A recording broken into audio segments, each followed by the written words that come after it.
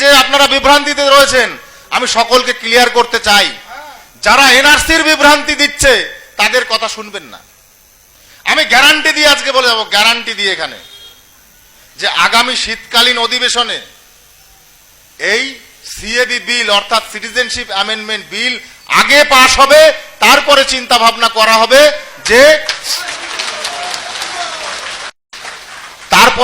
ভাবনা করা হবে যে এনআরসি চালু হবে কি না।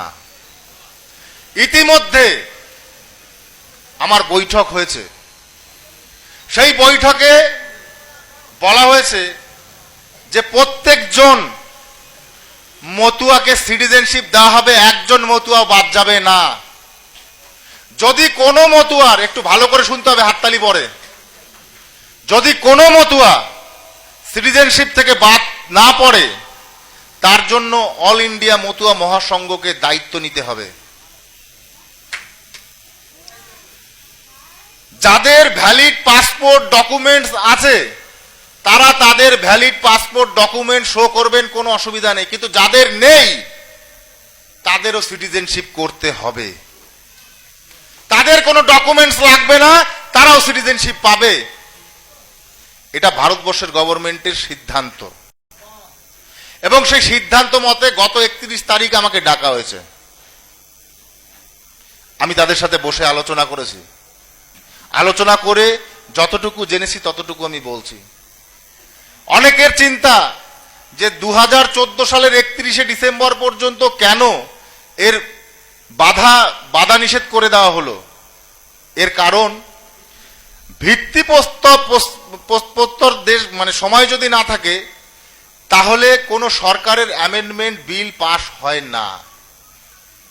যারা 71 সাল থেকে বলছে, 71 সালের পর থেকে ভারতবর্ষে 14 সালের 31শে ডিসেম্বর পর্যন্ত তার কোনো রাইট নেই।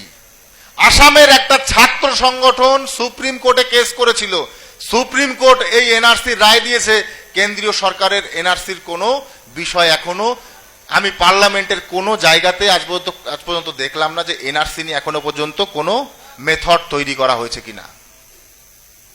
এই বিষয় নিয়ে দীর্ঘ আলোচনার পরে দেখা গেছে যে সম্পূর্ণটাই আশু সংগঠিত একটা ব্যাপার, ওটা আসাম কেন্দ্রিক, অন্যান্য স্টেটের জন্য লাগু হবে না এনআরসি।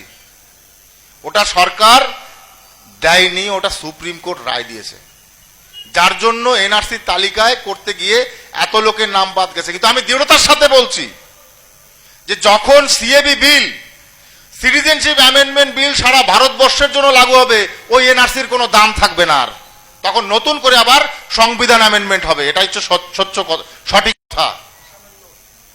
এবং আসামের ওই আইনের এগেনস্টেও আবার ওই বিষয়টি তুলে ধরা হবে। আমি খুব শীঘ্রই কনসাল্ট করে অর্থাৎ আলোচনার মাধ্যমে আমি আসামে যাব। আসামের মানুষেরা কি অবস্থানে আছে, ডিটেনশন ক্যাম্পে কত মানুষ আছে, কেন আছে, সমস্ত কিছু। কারণ আসাম গভর্নমেন্টে থেকেও অনেক কিছু করতে পারছে না, কিছু কিছু এই যুক্ত সংগঠনগুলোর জন্য। এটা হচ্ছে মূল কথা। কিন্তু আপনাদের এইটুকু শিওর করে যাই যে 85 সালে যখন সুপ্রিম কোর্টের থেকে এবং পার্লামেন্টের থেকে যখন রাজীব গান্ধী এই সিলমোহর মেরে যখন এই কেসকে সমর্থন করেছে, তখন থেকেই সবচাইতে বেশি মানুষ আমাদের সমাজে নিপীড়িত হচ্ছে এবং আমাদের মানুষরা আটকে গেছে, স্টাক হয়ে গেছে, সিটিজেনশিপের কোনো জায়গা নেই। কিন্তু সংবিধান বলে রাষ্ট্রসংঘের নীতি আছে। শুধু রাষ্ট্রসংঘই না যে ভারতবর্ষ, সারা পৃথিবীতে অনেকগুলো দেশ নিয়ে রাষ্ট্রসংঘ তৈরি হয়। রাষ্ট্রসংঘের নীতি যে কোনো দেশ থেকে কোনো সংখ্যালঘু সম্প্রদায়রা যদি সেই দেশের সংখ্যাগুরু মানুষের দ্বারা অত্যাচারিত হয়ে অন্য রাষ্ট্রে আশ্রয় নেয়, তাহলে তাদের শরণার্থী হিসেবে চিহ্নিত করে নাগরিকত্ব দিতে হবে। এটাই রাষ্ট্রসংঘের নীতি। সেই নীতি ভারতবর্ষের সরকার ফেলে দিতে পারে না, তাহলে রাষ্ট্রসংঘের বিরোধীও হয় তারা। কিন্তু এটাকে ডিলে করেছে আগের যে কংগ্রেস সরকার, সেই সরকার। কংগ্রেস সরকার পারত আমাদের মানুষদের সিটিজেনশিপ দিয়ে নাগরিকত্ব দিতে, কিন্তু তাদেরকে এইভাবে তারা জানে আমরা সংগঠিত হলে আমরা বৃহত্তর আন্দোলন গড়ে তুলতে পারি। আমরা সমাজ সংস্কারের মূল ধারক, সেটা গুরুচাঁদ ঠাকুর আমাদের পথিকৃৎ। তাই তারা এই জিনিস করেনি, যে কারণে বাংলার বুকে তাদের জায়গা হয়নি।